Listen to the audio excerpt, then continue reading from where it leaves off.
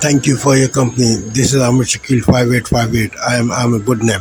Following out the news which have been reported by European, Asian, African and Australian channels and AFP, AP and Reuters news agencies. Now the headlines. 1 year has gone after October 7 attack on Israel. Israel pounded Beirut with large bombs. Gaza refugee camp was also stricken by Israel. UK Prime Minister gives corruptions and privileges. Elections in Tunisia. Mpox in Congo. A mother appealed for her daughter's safe return. Far-right parties in Europe. Now please watch the channels. One of the 200 France 24 correspondents around the world.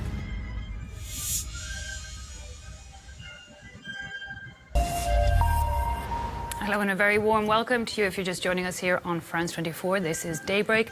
These are the top stories. Candles, prayers and music. Hundreds gather to mark the first anniversary of the October 7th attacks in Israel. Ceremonies being held at the kibbutz that were hit, but also at the site of the Nova Music Festival, which was one of the deadliest locations of the assault by Hamas. Meanwhile, Israel intensifies its bombings both in Gaza and across in Lebanon, Beirut's southern suburbs that you can see there being battered. Fighter jets hitting what Israel says are weapons storage facilities belonging to Hezbollah. Meanwhile, in other news, in Tunisia, incumbent President Kais Saied to serve a second term. Less than 30% of people, however, turned out to cast their ballots, the vote largely boycotted by the opposition, who say that the whole process was a sham.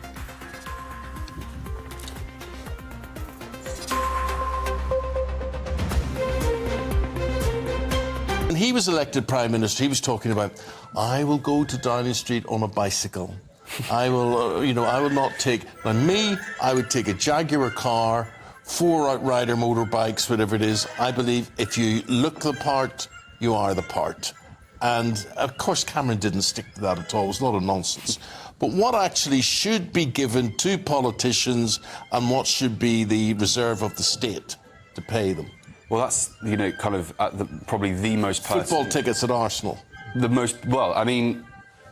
was a really weird one for me because it became less about should he go, who's paying for it, should he do hospitality. When I spoke to friends of mine who have no interest in politics whatsoever, they all kind of said, how's he got the time? It's a Sunday afternoon. Well, or a Saturday. Listen, but I think I'm telling you this, I've tried to buy football tickets at Arsenal before to see Man United playing. It's the most expensive ground in the country. He has a season ticket, doesn't he? Yeah. He's a season ticket holder, and they said it wasn't safe for him to be in the stands anymore, so they offered him a box, which he accepted. I get it. But I think that a lot of people are kind of going, so if you're Prime Minister, surely you're just working every single hour of the day. Did he not say that he would take the weekends off? With his family? Friday night. Yeah, his wife's Jewish. Yeah, fair enough. Completely get that. But then you add the Saturday going to the football to it, and yeah, I don't think it's quite right. I think this is a job that is So if you've got a local MP and there's racing on at Lingfield or Redcar or whatever it happens to be, is it right that you should say, hello, MP, you represent us very well. We'd like to invite you to the races on Saturday. That would be quite good for you, be quite good for us, quite good We've profile. seen lots of politicians at the races, haven't we? We do, yeah. Look, it's about judgment. I think the thing that a lot of Conservatives have kind of quite maybe gleefully watched with the whole freebie row over the last few weeks is that the hypocrisy thing. Mr. Rules, we're going to clear out all the kind of, free gifts and all that kind of slight distaste that some people have for that kind of stuff. And, most politicians are the same. Doesn't matter if they're Labour, Conservative, Lib Dem or whatever. They're trying to get through the day. By and large, they're trying to do the right thing. Occasionally, they might take a free football ticket to make that time pass a little bit easier. But I think the general public probably just wants some sound judgment and no hypocrisy. All right, Oscar, thank you, as always. Appreciate it. Thank you. Good to hear. Good morning, you're watching Sky News. Let's show you live images now from the Nova Festival site in Israel, where exactly a year ago, 364 people were killed, more than 40 taken hostage by Hamas. What happened at the festival site was the largest of a series of coordinated attacks which took 1,200 lives, the worst day in the history of the State of Israel. Throughout the morning, we've seen families come together in Jerusalem too to demand the return of hostages from Gaza.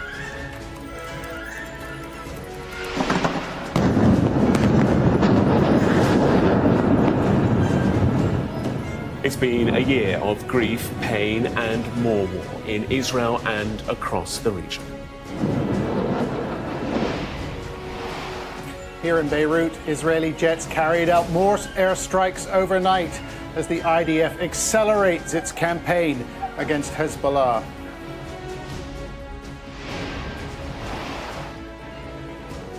In northern Israel, there were signs overnight of heavy clashes between Israeli forces and Hezbollah fighters inside Lebanon, with airstrikes, artillery rounds and gunfire. This morning we report on the devastating legacy of 12 months of conflict and the innocent victims. And we hear from the family of the youngest survivor of the October 7th attack.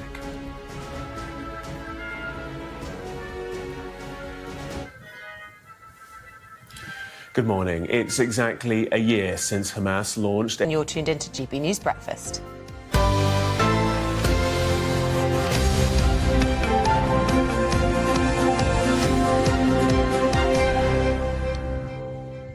We start the programme this morning featuring a British mother. Her name is Mandy Damari, and she's made an emotional plea for the return of her daughter. Yes, Emily, who was kidnapped a year ago today, as the world remembers Hamas's... Euro News. The news.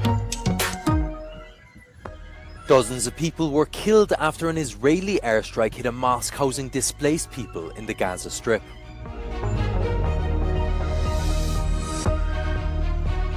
Thousands demand a ceasefire in protests across Europe as the first anniversary of the Gaza war approaches.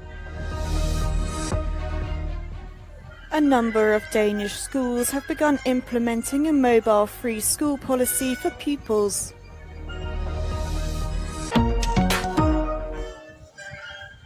It was both a show of strength and support for Matteo Salvini. On Sunday, leaders of political forces within the far-right Nationalist Patriots for Europe group came to the League Party's annual gathering in Pentida to defend the Italian leader, who faces a potential jail sentence in a migration trial. They stood united on stage under the slogan "Defending borders is not a crime." Non possono fermare la santa alleanza dei popoli europei.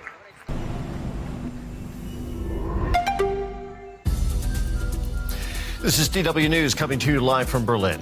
Israel marks 1 year since the deadly October 7th terrorist attack by Hamas. Mourners gather at sunrise to commemorate the hundreds who died at a music festival in the first strike of that attack. Israeli President Isaac Herzog joins them, launching a series of planned memorials today.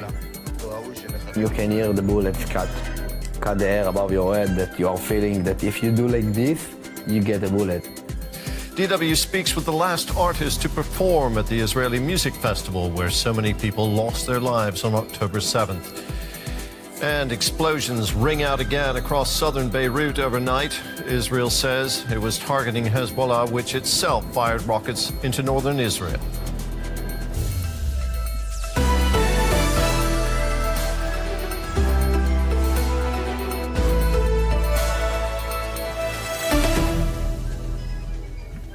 Hello, I'm Terry Martin. Thanks for joining us. Today, now, it may not feel like this in this square tonight, but Israel is a country braced for more war. I'm speaking to you from outside the Defense Ministry, just over there, which could order airstrikes against Iran at any time.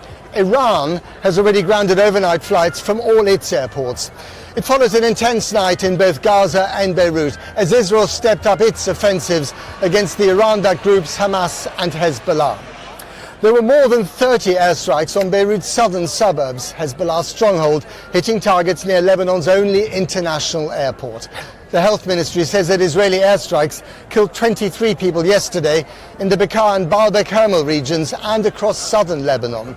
Hezbollah has fired dozens more rockets at northern Israel, triggering warning sirens in a number of places. There's also been a shooting attack at Beersheba bus station in southern Israel, which killed a 19-year-old policewoman and injured 10 others.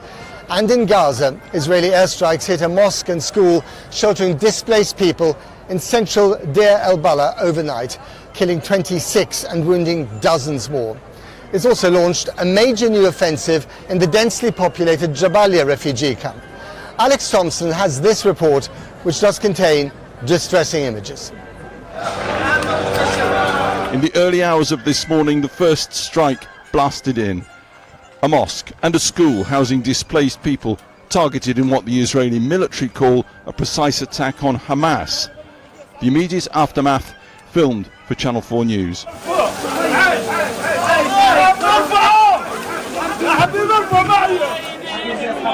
Praying in the midst of carnage over one of at least 26 people killed here in Deir al-Balah in central Gaza. A humanitarian, quote, safe zone in name only.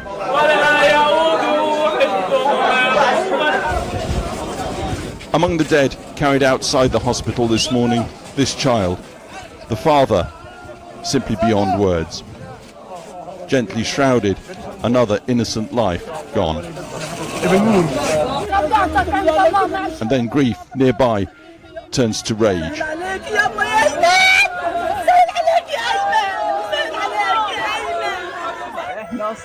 My wife and daughters were martyred, says Khalil Abu Auda, who was sheltering inside the school with his family.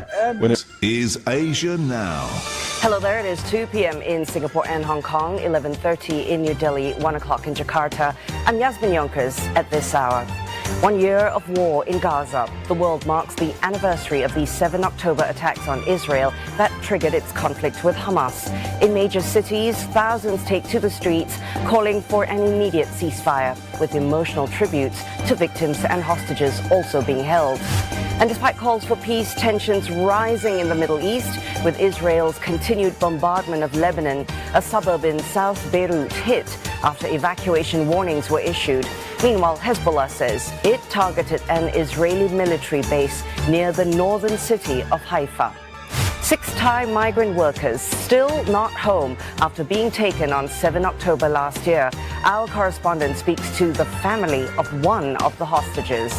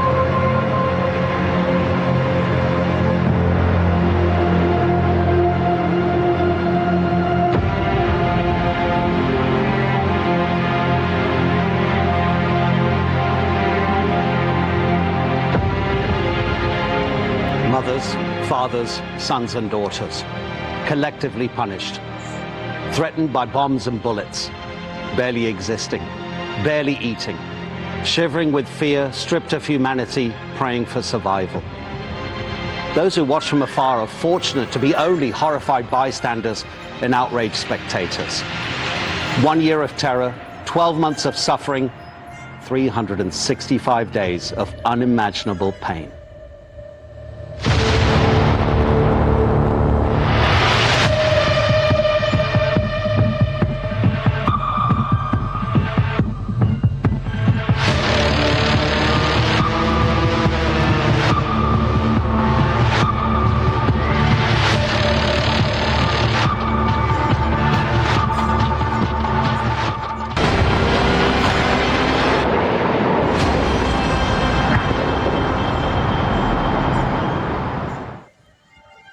Hundreds of families on the Gaza Strip have been erased from their records in the past 12 months. The dead are gone and their loss is mourned. The survivors know they may be next. Many of the wounded have suffered life-changing injury.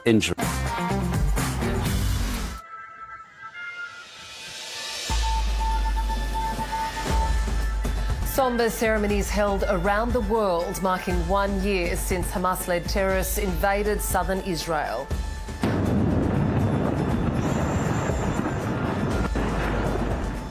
Meanwhile, the intense explosions in Beirut can be heard from beyond Lebanon's borders as Israel ramps up its attacks on Hezbollah.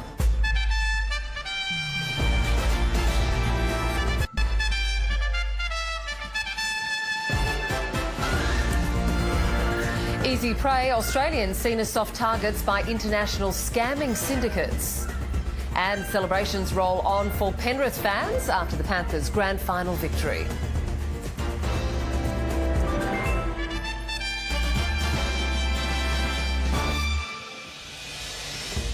Hello and welcome to ABC News. I'm Catherine Robinson.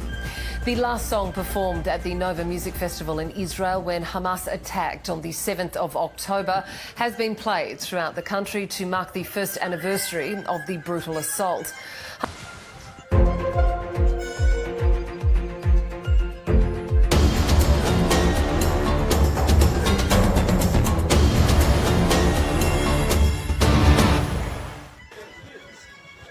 Tunisians headed to the polls on Sunday to cast their ballots in the country's presidential election, which analysts say President Kais Saied looks set to win. With most of his challengers in prison or barred from running, Saied is accused of suppressing political competition. Only 2 of the candidates were given the go-ahead by the Electoral Commission to run against Saied, leaving some Tunisians feeling apathetic about the vote. But not those who cast their ballots. C'est un devoir. Il faut l'accomplir. It's a duty. You have to understand that. Just now Tout à I l'heure, called j'ai my téléphoné à ma daughter. fille, je lui ai dit amenez vos enfants. I told her to bring her Parce qu'elle kids n'habite pas ici. because she doesn't live Une here. autre localité. She's in another neighbourhood. Pour To teach her apprendre à children ses about enfants this le duty devoir as citizens et of la this country. citoyenneté du pays. In light of the Electoral Commission's decision, the opposition called for almost 10 million Tunisians were eligible to vote on Sunday, but with calls for a boycott, voter turnout remains to be seen. After a delay due to logistical difficulties, Congolese authorities have kicked off vaccinations against Mpox in an attempt to curb the outbreak. 265,000 doses were given to the DRC by the EU and the US, and were administered in North Kivu province and the eastern city of Goma. It's come as a relief for healthcare workers. Vacciner, c'est protéger. To be Je me suis vaccinated protégée is to be en tant protected. que personnel de première And ligne. protected as a frontline Donc, je suis worker. toujours en contact I'm avec les always in malades contact with patients in the framework of my ma job. profession.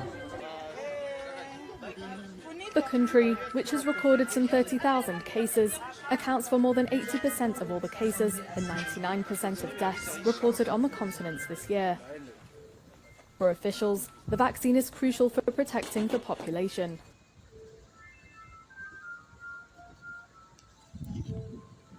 Thank you for sparing your precious time. This is Amir Shakil. Have a good life. Bye-bye.